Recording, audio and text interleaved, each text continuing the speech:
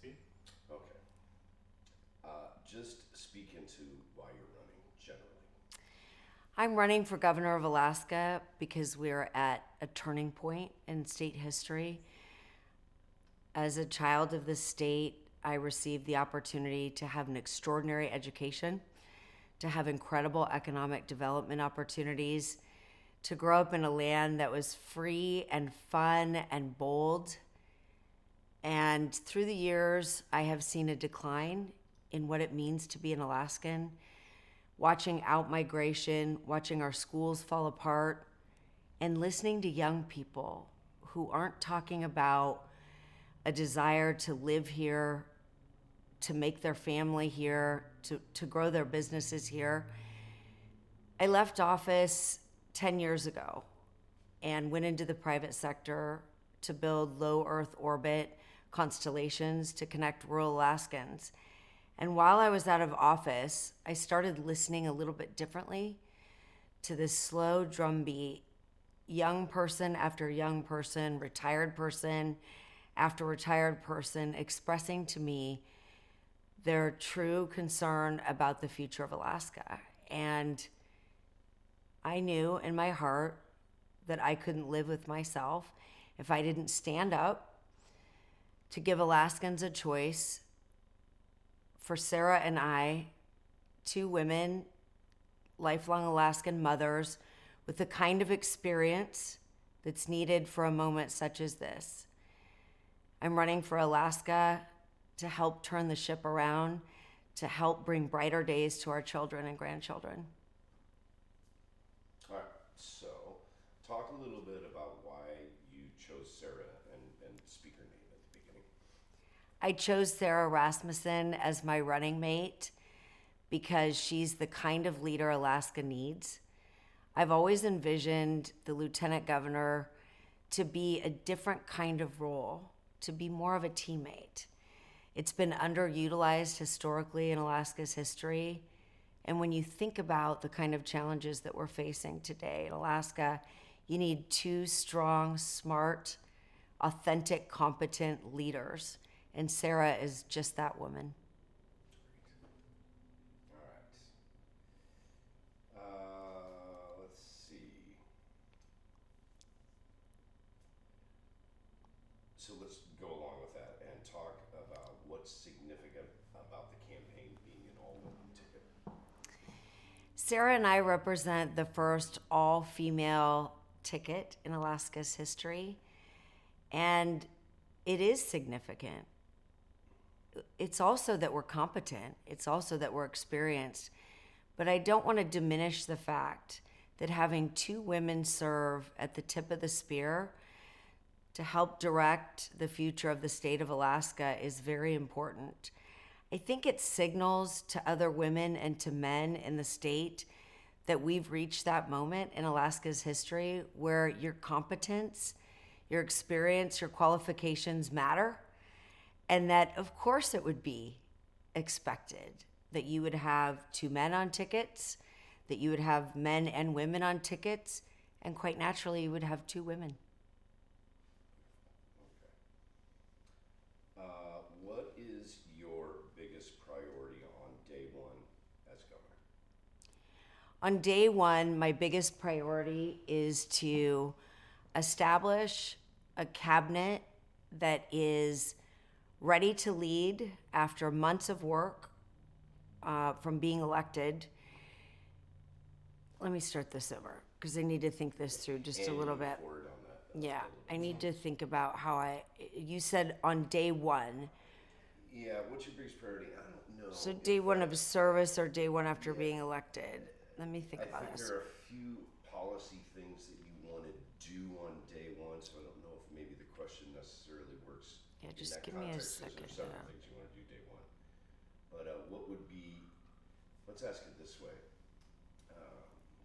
Help me out here, Josie. I think what I I don't want to put any issue over another issue. No, because we're going to talk about issues. So, Okay. I think you want your transparent Yeah, cabinet. You're maintaining a transparent, open Yeah. meeting with your qualified Yeah. cabinet.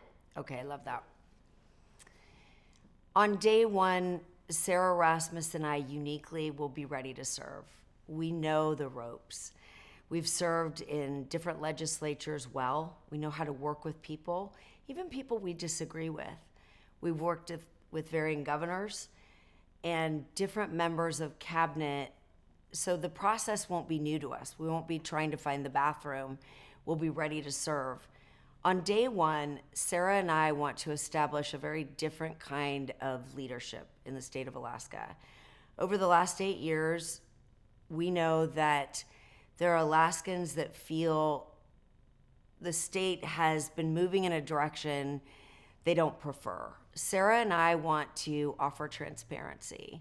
We want our cabinet meetings, to begin with the very first one, to be televised, to be held in the open, to have conversations about public safety, about education, about our energy crisis, to be held in the open with a lot of different intake and perspectives brought forward that Alaskans will be able to hear and then to process and become a part of the conversation as we move forward.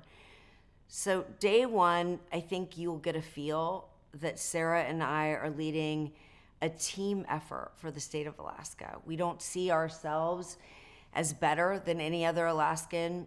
We see ourselves as the most qualified to do the job. We have the energy, we're the right age, we have the right heart, we have the right experience, both private and public sector, but we see leading as including every Alaskan, the teachers that are out there with those ideas, struggling to find their voice, struggling to find a place to have it heard, the fishermen that are out there trying to bring a charter agency forward and recognizing that the fish have been in decline, feeling like they've written letter after letter and been unheard.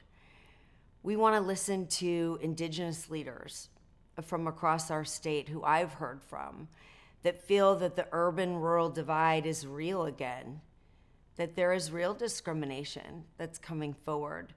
They worry about their children, they worry about their daughters. The missing Indigenous women movement that's taking place in Alaska is only just now starting to be heard. They're looking for a place for their voices to echo out into the rest of the state. And I think Sarah and I bring a very different kind of gubernatorial and lieutenant gubernatorial administration to the forefront of Alaska's history. We want it to be about Alaska. We want it to be a team approach. We want all Alaskans to feel welcome. We want the legislature to feel welcome. We want those conversations to be fruitful, to be dynamic, to be able to change each other's minds and hearts, and then to move forward into real progress that's demonstrable. Sounds so good. Love it. All right. Talk a little bit about your energy policy, the energy policy of your administration. This will be really exciting to serve as governor of the state of Alaska, to revisit the energy policy that I was a part of writing while I served in the state Senate. That policy was written in a way that I hope to lead the state alongside Sarah Rasmussen, which is inclusive. It was bipartisan, bicameral, including regions from across the state, and then 32 members of the Alaskan public with varying views. We spent 2 years traveling the state of Alaska, day one in every single community, from Ukqiavik to Nome to Bethel to Seward to Juneau, was a listening session. And that was something a lot of Alaskans said they'd never experienced before. A group of lawmakers arriving with their microphones down and their hands off their pens and just listening to Alaskans. We learned a lot. What we learned during the course of the 2 years is incorporated into Alaska's first energy policy. What we learned during the course of 2 years is incorporated into Alaska's first energy policy. There was an omnibus package that accompanied it with really exciting levers. The Supply Energy Transmission Fund, the Renewable Grant Fund, the Weatherization Fund, all kinds of things that were meant to catalyze private sector investment in Alaska's energy future. On day one, Sarah Rasmus and I are excited to go back and look at that energy policy and really think about where we are today. I don't think that Alaskans feel that they have affordable, reliable sources of energy available to them. And that part makes me sad. I think about the work that we did, and I would have expected that in the year of 2026, we would have been further down the road.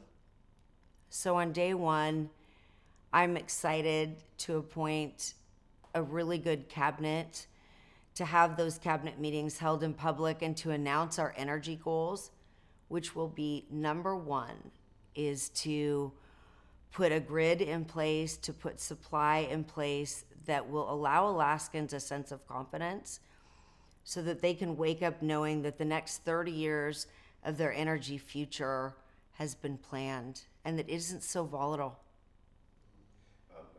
Accompany that with your thoughts on renewables. Renewable energy is an important part of Alaska's future and something that I hope to take a strong leadership role as governor of the state of Alaska. We should be the Saudi Arabia of energy. There are other places on the earth that have found that beautiful balance between hydrocarbon output and exportation of that commodity, and then becoming a renewable energy expert as well. Alaska has wind, solar, geothermal, boundless sources of renewable energy, and yet we've only tapped into such a small percentage of that. Renewable energy is important for heating Alaskans' homes, for electrification, for growing a manufacturing base, and maybe one day even for exportation. I look at places like UAE, and I think about this incredible balance they've created between developing their oil and gas economy, growing that, exporting it, and having a nice, healthy return on that for their budget. And then at the same time, becoming 98% renewable energy dependent. And what that does is it allows for a place to grow. And I think about Alaska's future this way, where families understand what the cost of heating, what the cost of electrification will be. They're not listening to the news or opening the paper and wondering, when the next crisis is coming for them. They have predictable sources of energy coming at them. It's exciting to think about what Alaska can be. I also think about what we can be as a renewable energy economy in the area of technology. We have the Alaska Center for Energy and Power. It is an exciting, thriving place that's connected to the university, but it could be so much more. There's research that's being done already. I wonder what other research could be done. I wonder what places on the earth and what companies may want to bring their renewable energy technology here. When you demonstrate a renewable energy project in the state of Alaska, you will be improving the cost of energy. So we become a really exciting place to test renewable energy technology, and I just see it as a bright place of growth for Alaska's future. Our pipeline is on track to be filled back up to about 900,000 barrels a day within the next 5 to 6 years. That's exciting, and that is due to the good work that many of us that served in the legislature have done, which is to incentivize oil and gas development. You're seeing wildcatting that's paid off now. We reduced the risk on the front end so that more wildcatting and development could occur, more exploration. I think Alaskans can be very excited about that. In partnership with our federal government, we're opening up elements of the NPRA So we do have an exciting future to look forward to when it comes to filling back up the Trans-Alaska Pipeline, a pipeline that once put 2.1 million barrels of oil through at the height of its success in 1989 and led to Alaska being the largest domestic supplier of energy. But those days are well behind us, and I think Alaskans are looking for the next economic development source of their future. Renewable energy is absolutely a part of that. You can edit this out, right? No, oh, yeah. So I'm just kind of These are going in a not flow. answers. I'm not Yeah, giving those little are- sound bites. I need water. Yeah, these are. I'm just these giving you fall a together. lot, and I've watched how you edit. Yeah, So I'm trying to give you as many. we want volume, not perfection. Yeah. I'm very dry. Yeah, it's all right. What's the heart of something that you're trying to get at? What are the next questions so I can be thinking? Next one, I want you to talk about MMIW specifically real quick. Okay. And then I'm going to go into more kind of fun questions. 3 or 4 more. Any other policy that you want to talk about? I want to talk about Arctic policy. Okay. I want to talk about Arctic policy, and I want to talk about concern for our fisheries. There's no real question. I'm not there. sure that I'm going to put forward my fisheries Yeah. policy, but I want to at least speak into Said it. the D word. Maybe a little more water. No. But I want to speak into it. I took a Claritin D for allergies. I'm good, but it kicked in. And when it does, it's like a... So, no Yeah. real, so let's not, we don't need a question on it. Why don't you just talk about Arctic policy? Oh, hold on. Talk about Arctic policy first, and then we'll go into MMIW. Okay, and great. fisheries. Those 3, and then we'll finish with a couple of personal questions. Alaska is the state that makes the United States an Arctic nation. I was honored to be a part of the first Arctic policy. Again, to travel the state with extraordinary Alaskans from a wide diversity of backgrounds to talk about what was it going to mean to be an Arctic nation.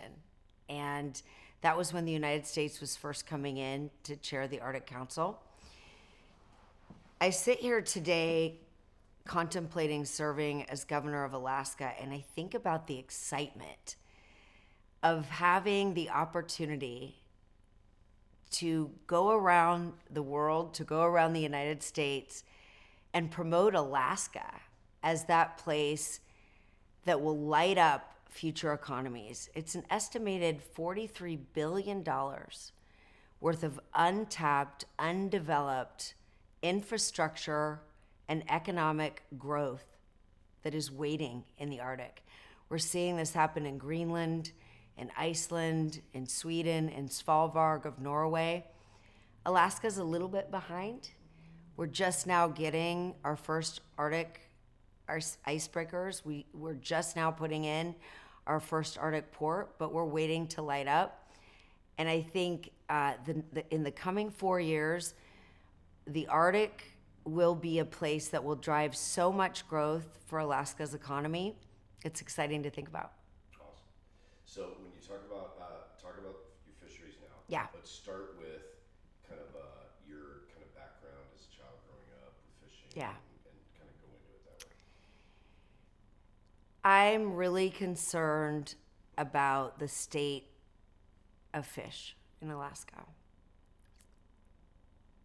And I've spent a lot of time trying to decide which way I come down on this.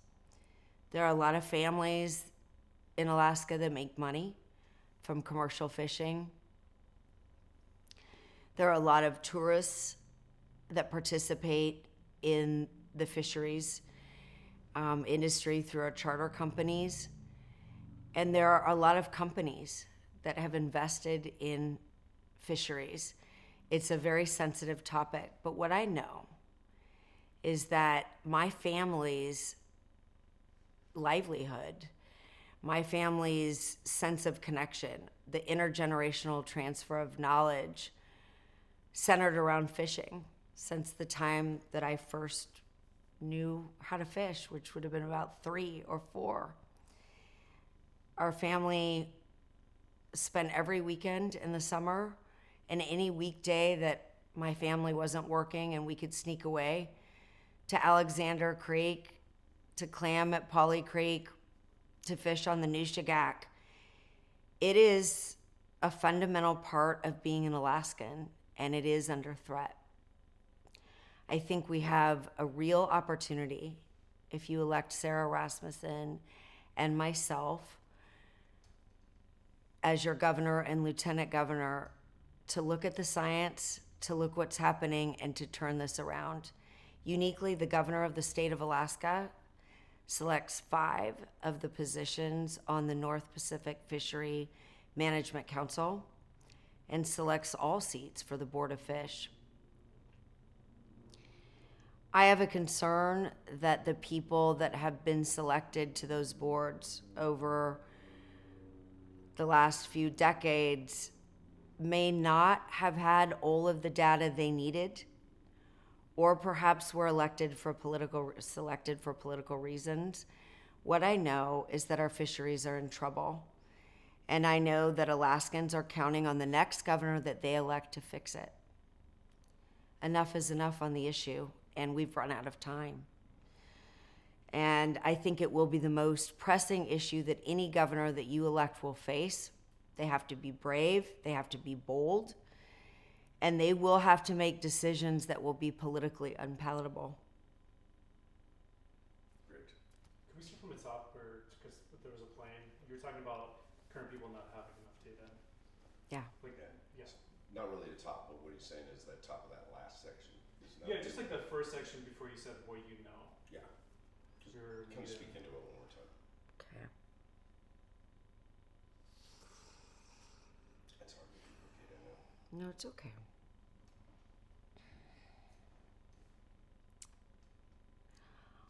What I know is that our fisheries are in trouble. I have heard from every single Alaskan that I have talked to, uniquely, in this election cycle. I have shed tears with Alaskans. I have heard anger. I have seen Alaskans discuss the state of Alaska fisheries differently than I ever have in my 55 years of life. So what I know is that the next governor of Alaska will need to take this issue head on. I am not sure if it comes down to data, if it comes down to politics, if it comes down to being asleep at the switch. But the bottom line is our fisheries are in decline. We started to see it happen in the Cook Inlet while I was serving. And I remember proposing when I chaired the Resources Committee that we should put a moratorium in place for a period of time in the Cook Inlet on commercial fishing. I took to the Senate floor and discussed this idea. It was politically unpopular and very controversial, but I knew in my heart that if the Alexander River was drying up, that was only going to be the beginning. And I kind of think about it like veins coming through to a heart, and how one vein begins to dry up and another vein begins to dry up, and pretty soon the heart. And I see the lifeblood of Alaska being represented in our fish. And if families cannot go out and fill their freezers, if families cannot go out and fill their freezers with fish, if they cannot share the opportunity to fish with their families and pass that intergenerational knowledge, I worry what we will become as a state. Okay, so there were, I just heard there were 3 pretty major news stories today about sex trafficking that hit the wires. Yeah. So talk about, start with you and Sarah's experience in dealing with sex trafficking. Yeah. And lead that into the missing and murdered Indigenous people and women. One of the reasons that Sarah Rasmussen and I are the right ticket for Alaska at this moment in time, as women, we worked on issues that a lot of other lawmakers really weren't paying attention to. And those are the issues of our most vulnerable, our women and our children. Alaska has some of the highest rates in the nation in sex assault and murder against our women. And we have some of the highest rates. I have got to just take a break for a second. I got to take a break. Yeah, the Fishers thing got me emotional. I just got to take